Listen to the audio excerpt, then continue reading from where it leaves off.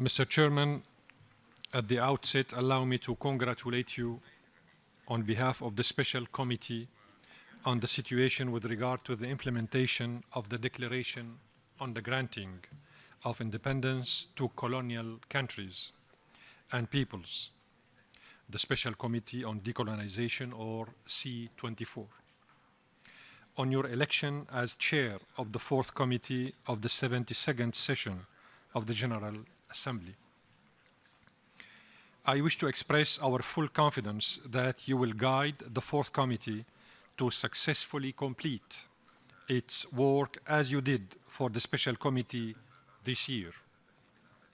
I also extend my congratulations to the other members of the Bureau, wishing you all a productive session. Mr. Chairman, distinguished delegates, as rapporteur of the Special Committee on Decolonization, I have the honor and privilege to introduce the report of the committee on its work during the year 2017. The report is contained in document A/72/23 and comprises 13 chapters and 2 annexes. Chapter 1 provides a general account of the work the Special Committee accomplished during the 2017 session and an outline of its future work and activities for 2018.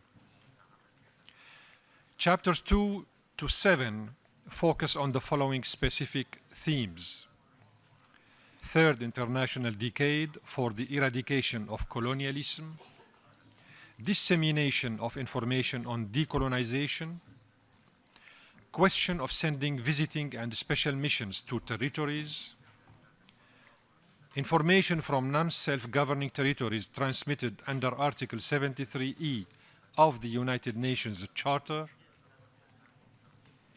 economic and other activities which affect the interests of the peoples of the non-self-governing territories, and implementation of the Declaration on the Granting of Independence to Colonial Countries and Peoples by the specialized agencies and international institutions associated with the United Nations.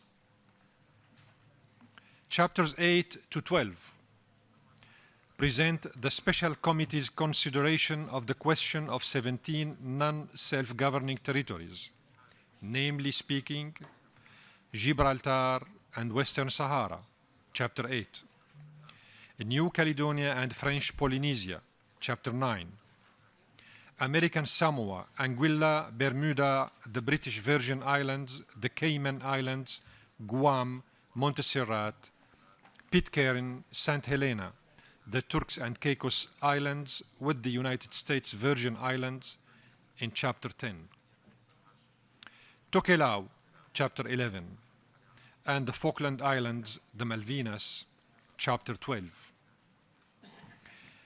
Chapter 13 contains the recommendations of the Special Committee in the form of draft resolutions.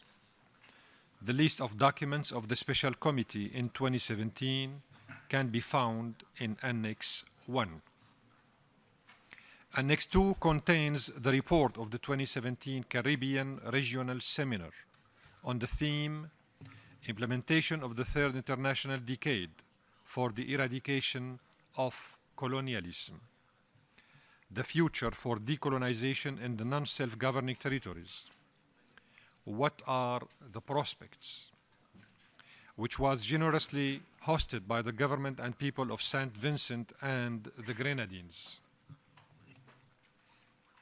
Mr. Chairman, distinguished delegates, during its substantive session in June 2017, the Special Committee continued to analyze developments in the 17 territories, guided by the principles set out by the United Nations Charter, relevant resolutions, and the goals of the Third International Decade for the Eradication of Colonialism. The Special Committee also reaffirmed its vital role in advancing the decolonization agenda. At the Caribbean Regional Seminar, in addition to the consideration of situations in non-self-governing territories, participants engaged in a rich debate over the role to be played by the C24, as well as ways to advance the decolonization agenda before the end of the third international decade for eradication of colonialism, and in the context of the 2030 Agenda for Sustainable Development. Thus, it is my great honor to put forward, on behalf of the Special Committee, these outcomes of the C24th activities for the consideration of the Fourth Committee. Mr. Chairman, distinguished delegates, I would like to thank members of the Fourth Committee for their resolute support for the cause of decolonization, which remains one of the priorities of the United Nations, as well as for the Special Committee's efforts in fulfillment of its mandate. I would also like to express the Special Committee's gratitude to the Secretary General, His Excellency Mr. Antonio Guterres, for his support and that of the Secretariat, particularly the staff in the Departments of Political Affairs, General Assembly, and Conference Management, Public Information as well, many others, in carrying out the United Nations work on decolonization. I thank you, Mr. Chairman.